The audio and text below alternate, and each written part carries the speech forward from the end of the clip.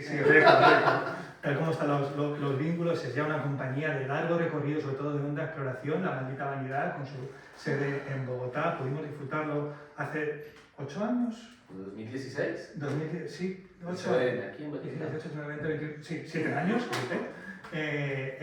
Aquí al ladito estabais, aquí abajo, en el Centro Dramático Nacional. Era ya demasiado tiempo, más de un lustro, que no volvía La Maldita Vanidad a la Comunidad de Madrid, y lo hace con esta obra que tiene un origen muy ligado, corrígeme con alegría. Es una obra que ha escrito un dramaturgo catalán del Estado llamado Albert Tola, que surge por iniciativa de un hombre muy vinculado al Teatro de Madrid, al Teatro del Barrio, que es Sanchis Sinesterra, si no me equivoco. Voy bien, ¿no?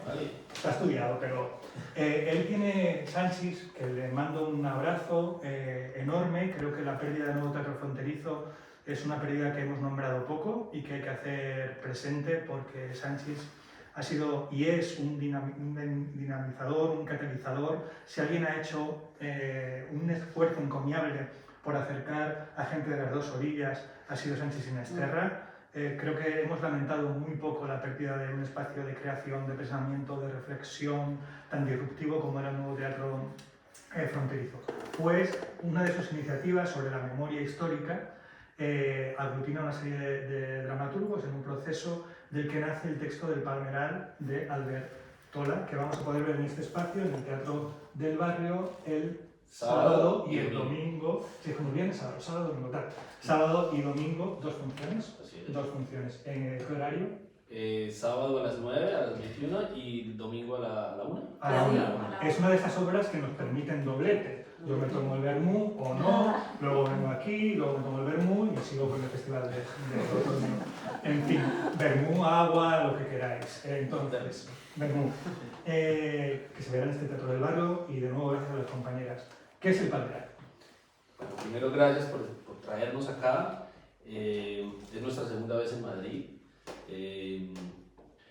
Hablabas ahora algo de teatralidades híbridas, y me parece que revisando la programación del festival, la curaduría logra instalar un panorama muy amplio de teatralidades, y es algo que a nosotros nos interesa mucho, no solo a los creadores, sino que me parece que en la formación del público logra un impacto y una trascendencia muy importante.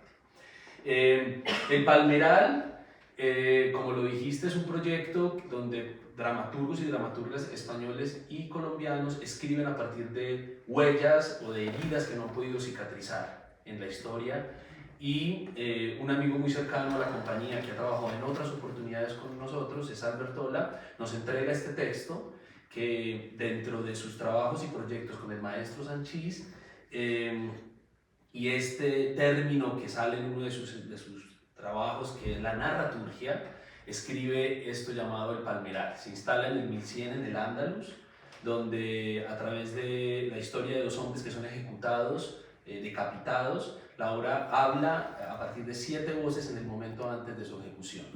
Habla de pensamientos radicales extremos, donde aparentemente nos ubica en una distancia de tiempo muy lejana, pero que en una sociedad como donde la que yo vengo y estamos tan relacionados con violencia, logra una actualidad y una vigencia muy importante. También como creadores nos instala como compañía en otras búsquedas escénicas. Quienes hayan tenido la oportunidad de ver el trabajo de nuestra compañía en diferentes momentos o lugares, esto se aleja un poco de esto que hemos venido creando. También surge como un antídoto en medio de una pandemia que nos encerró y que nos dejó en un teatro a puerta cerrada, y a puerta cerrada construimos esta obra. Y cuando pudimos de nuevo abrir nuestra sala fue con esta obra, y creo que nos generó una repercusión muy importante desde lo local, y ahora que comienzan estas giras. Nuestra compañía, digamos, en estos 13 años es un colectivo muy activo que ha venido creando desde diferentes propuestas escénicas la manera no solamente de contar desde lo local lo que nos sucede para el mundo, sino también ahora al revés, contando una historia tan ajena a nosotros, poder lograr tener esa repercusión desde lo local. Creemos también que en esas búsquedas escénicas la palabra, yo lo denomino que esto es un poema escénico, Creo que la palabra logra tener allí, se instala de una manera donde a través de 3 maravillosas interpretaciones, donde está mi compañera Ela Becerra, que está aquí presente, Saí Pesesky y Santiago Lozano, logran llevar esta palabra a una movilización de acción y de poesía muy bella. Vamos a estar aquí sábado y domingo. Creo que para nosotros según lo que hemos indagado, la primera vez que Colombia hace parte de la programación del Festival de Otoño. Y creemos que, como decías ahora, gracias al esfuerzo de muchas personas que alrededor logran hacer que esto sea posible, también es como la llegada de una distribuidora colombiana que llega a España y se instala en España, que es Otis Producciones, con Juliana Reyes, que está por allá al fondo, y que también busca abrir un espacio para los creadores colombianos en una plaza tan importante como Madrid. Muchísimas gracias a todas. Recuerdo ahora el verso de un poeta de origen ucraniano, polaco, su identidad también abierta con esta orilla, que es Adam Sarajewski. Es el verso que a mí me ha guiado dentro de las tensiones programáticas y el trabajo de sintetizar todo el impulso curatorial. Él tiene un poema que toma el título de uno de los versos que dice «Intenta alabar el mundo herido». Y en esa tensión entre el mundo herido pero alabarlo, ¿no? El teatro como un reservorio de lo humano, también como su cuestionamiento, su reclamo contra el anonimato de la fosa común, contra los nuevos discursos reaccionarios, contra la reflexión hostil del pasado, valgan estas 4 propuestas para preguntarnos, para asomarnos a nosotras mismas, a nosotros mismos, sobre qué somos, qué está en peligro. Quiero nombrar también a los compañeros, especialmente de Brasil, que llevan años prácticamente en el exilio, si no en el exilio por las políticas de Bolsonaro. Estoy hablando de Cristian Yataí, de Urno Bertrao. Hemos querido también, indubitablemente, es el mérito artístico lo que los trae aquí, pero lógicamente tenemos que intentar tener una mirada también de cuidados, de atender a las realidades teatrales de otros territorios, dentro de lo que aún permanece aquí, que también está en cuestionamiento, y tratar de salir todas juntas adelante, porque aquí si empiezan a caer piezas nos caemos todos. Ningún hombre, dice el poema, mejor vamos a decir, ninguna persona, ninguna mujer es una isla, todos estamos ligados, y si alguien piensa que está a salvo cuando en otro país ocurre una catástrofe es que no ha entendido nada. Y aprovecho este pequeño puente para preguntaros, y es mi última pregunta, y sé que es una de estas preguntas, Manuela, inmensas, ¿cómo es la situación ahora? Ya te pregunté también en el encuentro que tuvimos, azaroso y maravilloso con los vampiros, vienes Gabriel Calderón y el Cemento, ¿te acuerdas de Uruguay? Por Instagram, creo que ahora tenemos menos presencias extrañas. ¿Cómo es la realidad teatral, cultural, pero en concreto teatral en Chile, en tu ciudad, la ciudad en la que tú estás radicada? ¿Qué han significado estos años de pandemia? Porque... Y ya cierro la pregunta. Para mí, el primer año en frente al Festival de Otoño, yo pensaba, si no se celebra el festival, aparte de la catástrofe de que no se celebrara después de 37 años ininterrumpidamente, ¿cuánta gente no va a volver? ¿Cuánta gente, si no se ejecutan los presupuestos y del todo se cierran los teatros? Sí, porque cuando el poder ve que algo no existe y no provoca una amenaza, lo naturaliza, ¿no? Entonces, de ahí la importancia de poder haber podido celebrar el primer festival en que tú estuviste con Emilio. ¿Cómo está ahora la situación en Chile, la teatralidad, la comunidad teatral después de la pandemia? Es muy difícil porque últimamente cuando tengo que hablar de cómo está Chile se me acelera el corazón. Es muy fácil hablar de las obras y todo, pero Chile está como en una situación... Yo por lo menos... es difícil hablar de Chile porque estamos como en un estado de shock algunas personas después de lo que en Cádiz empezaron a llamar la falla constitucional, que es un concepto terrorífico pero real. Pero aparte de eso, algo que ya hablamos en el otro live, pero para mí es muy importante los festivales que han tomado el ejercicio de seguir trayendo... Yo estaba en Alemania también en una locura de atravesar fronteras, terminé dirigiendo una obra en Alemania el segundo año de la pandemia y ahí había mucho discurso nacionalista asociado a la pandemia de tipo tenemos que volver a trabajar con nuestros artistas de nuestros países porque traer artistas sudamericanos es imposible, es riesgoso. Entonces hubo un potencial fortalecimiento de las fronteras, esas que hemos tratado tanto de borronear y de vulnerar. La pandemia traía el potencial peligro de que eso volviera a fortalecerse y un poco ocurrió. Por lo tanto, todas las instancias y las intenciones desde este lado y desde ese lado de volver a hacer porosas esas fronteras y de impedir que los festivales y las salas y los encuentros se cierren mirando hacia el ombligo de Europa otra vez, son muy agradecidas y creo que es muy importante esa misión más que nunca. Después de la pandemia, bueno, y nada, la pandemia pegó muy fuerte en nuestros países, hubo nulo apoyo a las artistas, hubo mucho exilio desde el arte hacia la panadería, la venta de verduras, cualquier otro tipo de actividad, y eso deja una comunidad artística muy debilitada, que también lo decía el otro día, que es muy lamentable cuando pasa algo como el embate político, social que significó el fracaso de la nueva constitución en Chile.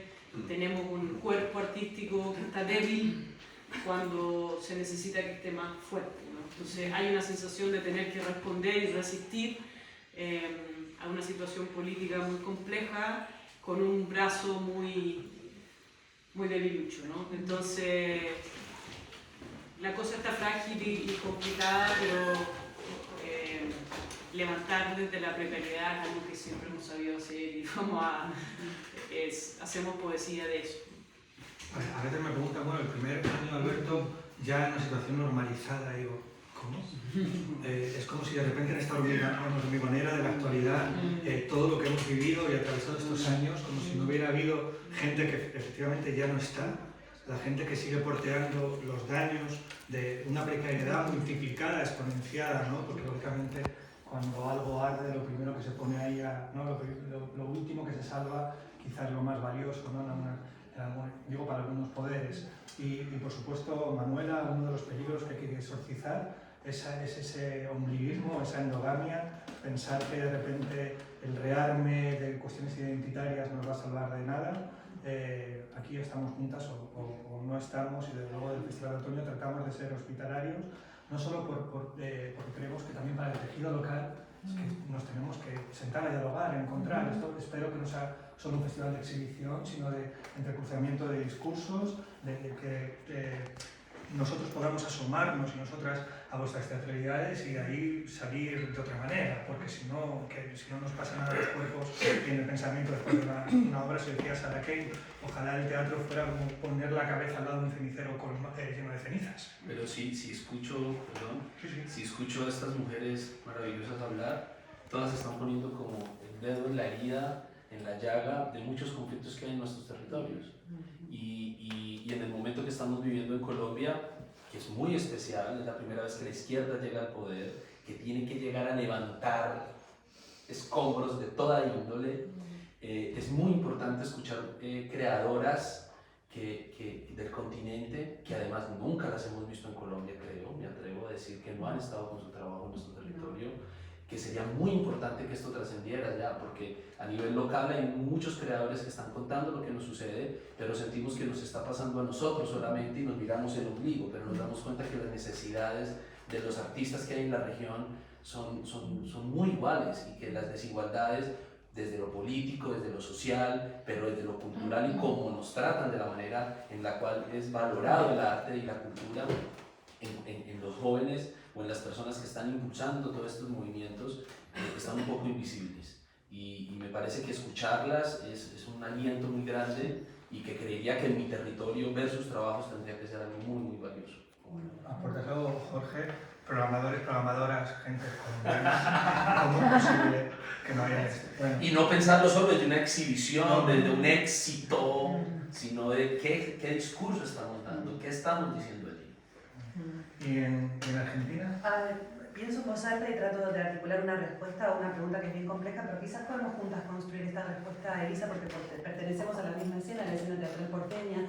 A ver, por un lado es imposible disociar la vida artística, cultural de una ciudad a la situación política, coyuntural, económica de una ciudad, de un país, etc.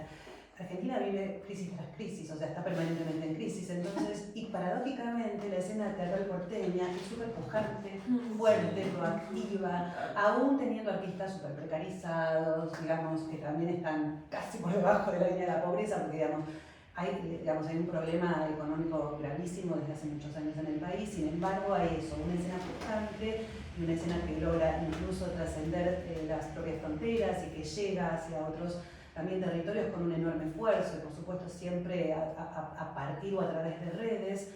De todas maneras, sufrió un golpe durísimo, si no mortal, durante y después de la pandemia, que todavía estamos tratando de medir cuáles son sus consecuencias. Y pienso como vos, uno no se puede escindir ni se puede olvidar del dolor que nos ha atravesado, de la pérdida, de las carencias y de la falta de recursos.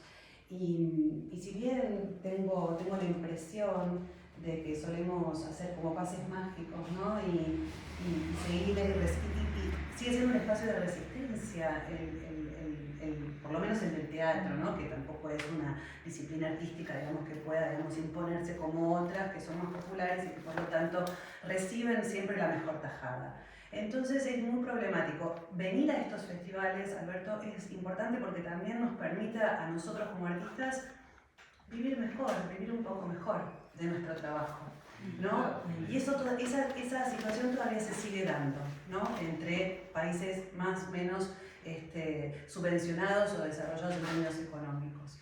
Y es imposible que no se vea afectada la producción artística de estos embates, digamos, ¿no? Políticos y económicos. Acabo de lo que dices, yo quisiera aclarar, agradezco, eso es una redundancia o un políptoton, agradezco vuestro agradecimiento, pero es nuestra obligación, es nuestra necesidad también. Entiendo el lugar desde el agradecimiento, y lo entiendo todo el equipo del Festival de Otoño, que quedan unas personas, pero es nuestra necesidad, es nuestra obligación, es nuestro vínculo, es nuestro modo de permanecer, de seguir juntas adelante, porque si no, no digo, para que no haya ninguna sospecha o mala lectura de ese agradecimiento, porque será recíproco. La historia hace así, uno tiene que tener la certidumbre siempre de que nunca está a salvo del todo, ¿no? Cuando alguien no está a salvo. No, me pasaba recién que pensaba en la pregunta y se me venían un montón de cosas muy oscuras para pensar y decir y de lo que pasó y todo, y tengo una especie como de mecanismo últimamente que es, quiero ser optimista, pero no optimista, necesito, es como una especie de... Entonces esto que decía Maricel, de que vivimos en crisis tras crisis, ¿no? Como si Argentina tuviera ese... Porque la perspectiva de lo que viene en Argentina, es peor, o sea, es decir, pero vamos a estar peor. Parece que sí, que va a estar peor que ahora. Entonces, de alguna manera, siento también que algo, y la pandemia dejó muchas como cosas que no se van a recuperar, espacios que cerraron, por ejemplo, que no se van a recuperar, personas que se fueron. De todos modos, entre eso y el delirio económico en el que estamos ahora mismo, que, o sea, es ya hay cosas hasta graciosas que están pasando, digo graciosas, si uno se puede reír no sé, de un dólar que se llama Coldplay, no sé, digo, por ejemplo, eso es gracioso, es decir, pero ¿cómo le querés explicar a las personas? Sí, hay una categoría del dólar que se llama como esta banda, y bueno, y nosotros tenemos que adaptar nuestra economía, y otra que se llama como el país donde se desarrolla el Mundial de Fútbol, y todo, o sea, en medio de ese caos, siento que hay algo de lo que pasa también con la escena, que siempre, y lo mismo pasó en la pandemia, algo hace como hook, y crece, y se desarrolla, y se empuja. Entonces, si veo algo, o sea, estoy tratando de ver eso, para no pensar en todo lo otro, y también estoy viendo cómo, de alguna manera, esta sensación, inclusive escuchaba a los compañeros, ¿no? Como pensando en que están con gobiernos en sus países, bueno, no sé, no quiero profundizar, pero como que digo, ay, pero tienen tipo, acaban de tener elecciones y más o menos, y nosotros pensaba en eso, ¿no? Y a la vez digo, bueno, los escucho preocupados también y toda la situación. Digo, bueno, también estar acá me sirvió para pensar de que de alguna manera este colapso en el que estamos, o esta sensación de colapso en la que estamos empezando, tal vez nos sirva también, y te escucho, ¿no? Como para pensarnos más conectadamente, para que estas dos orillas, hay un mar en el medio que está todo el tiempo llevando y trayendo. Y hay algo ahí que no nos va a pasar, algunos sí y otros no, nos va a pasar distinto, pero bueno, esa sensación creo que también es algo como que puedo ver como algo bueno o algo que está potenciando la creatividad, una sensación de repente, bueno, estar en una situación realmente global en la experiencia y tener que pensarse desde ese lugar. Y la crisis también es un cultivo creativo. Ajá. Dice Marina Garcés algo en Nueva Distorsión Radical, habla del peligro de la necropolítica, de darlo todo por muerto, de darlo todo por perdido. Aquí seguimos. Decía Alonso, el otro día el filósofo también, el pensar alegre, pero el pensar alegre no desde un lugar de ingenuidad ni de candidez, sino de resistencia. Estamos en un festival de artes escénicas, se está celebrando. No perder también lo celebrativo como un acto de resistencia, de no claudicar, de seguir adelante, no desde la ignorancia, sino de tratar esa alegría, como decía también Carmen Martín Gaite, mi tarea, la poeta, la novelista, mi labor de alegría, mi red, no me tiréis al pozo de las serpientes verdes. Aquí está mi alegría, ¿no? Esa parte de alegría que no es despreocupada, que es solidaria, que es cómplice, que es atenta, porque dentro de, ahora hablo en primera persona, uno tiene que ser muy consciente de sus privilegios y desde ahí tratar de ese pensar alegre, ¿no? Estamos aquí celebrando el Festival de Otoño, hemos conseguido que estéis aquí, lo habéis conseguido vosotras. Jorge, en Colombia, casi para cerrar ya, porque no sé la hora, no tengo reloj, me dice, tú controlas el tiempo, alguien que no lleva reloj nunca, pero hay que ir cerrando, creo, sí. Porque se inaugura 2 minutos. Jorge, tienes 1 minuto para contarnos qué tal cosa. Son las 2, son las 2. Ah, son las 2, perdón. Como veis, interpreto las señales. Lo que dije hace un momento, la crisis de alguna manera es un caldo creativo. Y nosotros vivimos en una constante crisis, no en un conflicto, en muchos conflictos alrededor, y eso permite también que haya muchos creadores desde muchos contextos que puedan contar y que necesitan hacerlo, porque hay una necesidad inmediata en nuestro país y es crear memoria. Una memoria que no tenemos, que desconocemos muchas veces, de un país que silenció muchas voces, que la diferencia fue excluida y donde el artista era visto de una manera un poco lejana y temerosa. Sin embargo, me viene también una reflexión. Yo recuerdo una crisis en España en el 2008, compleja, pero que también creo que fue el momento donde creativamente mejores propuestas escénicas pude ver. Porque de alguna manera el artista pensaba desde lo básico, desde lo más básico de no tengo los recursos para hacer grandes producciones, no tengo cómo poder circular, pero necesito hacer. Y cuando uno necesita hacer, hace lo que sea para que se dé. Nosotros no somos un teatro gigante, somos un teatro muy pequeño, pero con un impulso creativo muy alto, que durante la crisis de la pandemia fue el mismo público el que nos sostuvo. La gente pagaba boletos de algo que no iba a ver, donaba para que la sala se mantuviera abierta, para que estuviera allí el teatro, y cuando abrimos fue un encuentro que valoramos infinitamente. Y cuando ahora podemos de nuevo empezar a girar, entendemos, y lo que dije ahora, hay mucho que contar desde Colombia, y creativamente desde todo el mundo de las artes hay un material infinito que muchas veces se está empezando a descubrir.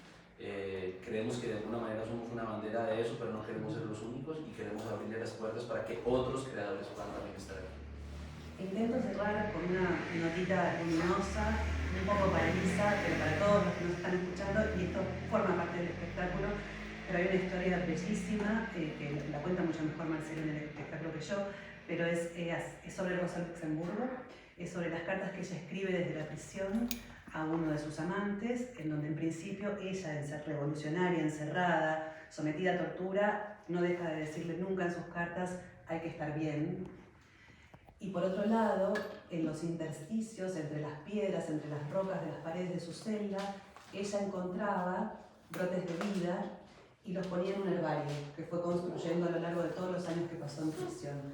Esos herbarios, esos cuadernos bellísimos, porque ella era experta en la materia, se encuentran hoy, se pueden ver, se pueden visitar en Polonia, y bueno, y da cuenta de cómo un personaje, digamos, tan nodal en la historia, digamos, de las insurgencias, encontró incluso en la peor de las circunstancias un brote de vida o un estímulo para estar bien. Qué maravilla. Cierro al calor de lo tuyo con un verso de un poeta que se ha hecho ahora el centenario, que ha sido el centenario, José Hierro: llegué por el dolor a la alegría, sube por el dolor que el sol existe. Bueno, aquí estamos, bajo el sol de esta mañana, pues raramente ya en noviembre, pero bueno, por otro lado,